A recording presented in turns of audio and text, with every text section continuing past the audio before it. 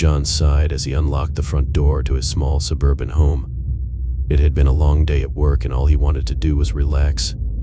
As soon as he walked inside, though, he knew something was off. The lights in the entryway flickered faintly as he closed the door behind him.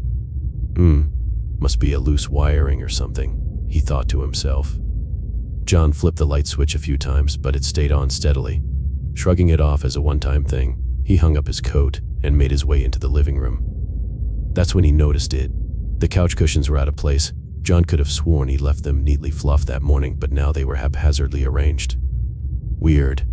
He tidied them up and moved on, telling himself he must be more tired than he thought. In the kitchen, John started preparing dinner. As the oven preheated, he heard a faint banging sound coming from down the hall. Frowning, he peeked his head out of the kitchen but didn't see anything amiss. The noise didn't repeat, so he tried to ignore it and continued cooking. Half an hour later, as John sat down to eat, the lights in the dining room started flickering again. Only this time, it was more erratic, and the bulbs flashed on and off much quicker than before.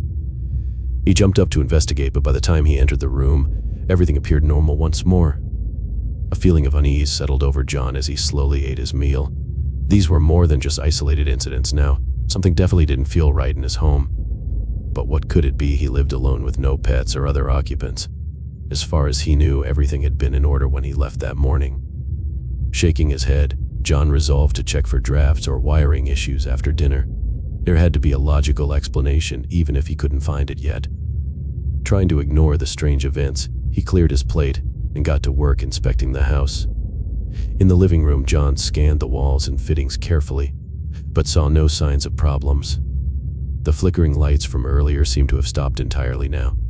Moving on, he entered the dining room and flicked the switch a few times to test the bulbs, all bright and steady. Growing more puzzled by the minute, John hurried through a check of the other rooms with similar results. Nothing looked amiss.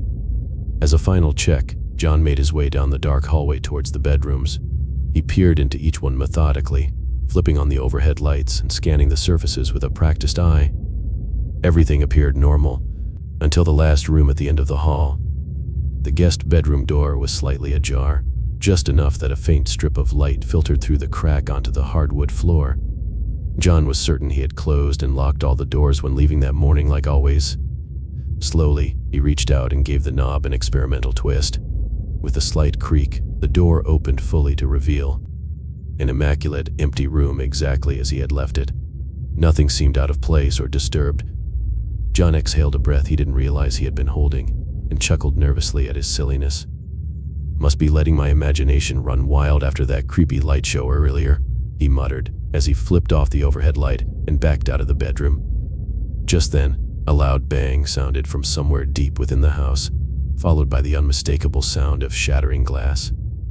John froze, heart pounding in his chest. This was too much to be a coincidence now. Something was definitely wrong here, but gripping the door handle tightly, John steeled his nerves and crept back down the hallway towards the source of the noise. His feet padded stealthily on the wooden floor, each creak making him flinch.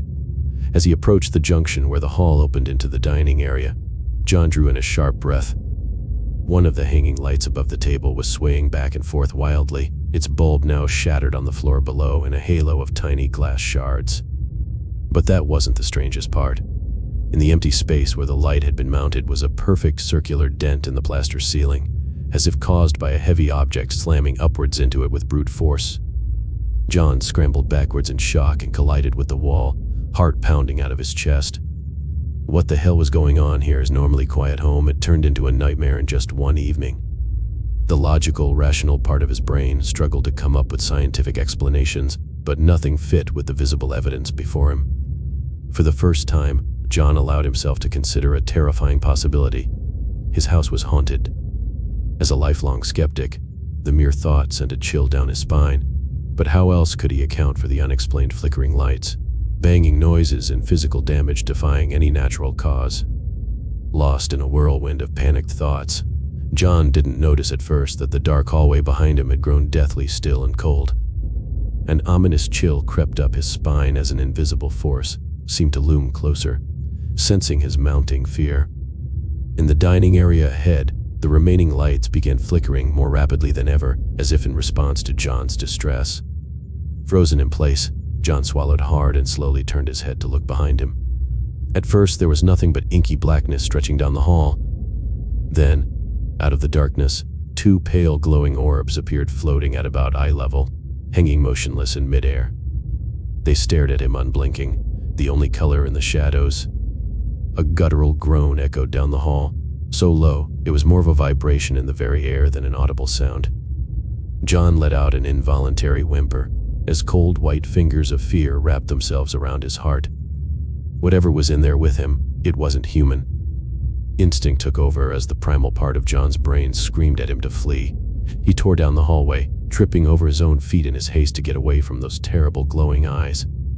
Slamming his shoulder into the entryway wall for balance, John fumbled madly with the locks behind him, praying his fingers wouldn't fail him. With a final click, he threw open the front door and tumbled out into the front yard, gasping for breath. Huddled on the damp grass, John could do nothing but watch helplessly as strange shadows seemed to move within his home behind darkened windows. An unnatural bluish glow pulsed at irregular intervals, along with muffled pounding and dragging noises, as if some entity was rearranging the very structure of the house. His mind reeled with the implications of what he had witnessed. Whatever was in there was malevolent, powerful, and not going away anytime soon. John was no longer safe in his own home, the place that was supposed to offer him sanctuary. Shivering violently, he fumbled for his phone with numb fingers and called the only person he could think of, his friend Mike, who thankfully answered on the first ring. "Mike, I think my house is haunted," John rasped through chattering teeth. Then, unable to hold back his panic any longer, he broke down sobbing uncontrollably into the phone as Mike listened in growing alarm. Between gasping breaths, John recounted the strange events of the evening with mounting hysteria. By the time Mike arrived half an hour later, John was hyperventilating on the front lawn amid a pile of strewn belongings he had frantically grabbed before escaping the house. His friend took one look at John's wild, bloodshot eyes and disheveled state before calling 911 for an ambulance, convinced the man was having some kind of psychotic break. The paramedics sedated John and whisked him away to the ER for evaluation. In the meantime, Mike reluctantly ventured inside the dark, empty house under the flashing lights of patrol cars that had arrived on the scene.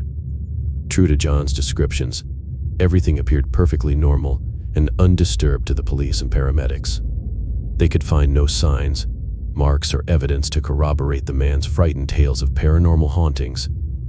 In the harsh light of day, John began to doubt his own sanity as doctors bombarded him with explanations for stress-induced hallucinations and panic attacks.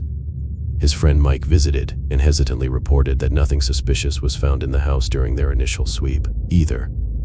Struggling to reconcile reality with his vivid memories of terror, John reluctantly accepted a temporary psychiatric hold and inpatient treatment until he was deemed no longer a danger to himself. What else could explain such an event, except a complete mental break from reality? John wanted so badly to believe the doctor's rational diagnoses, but deep down, something didn't sit right.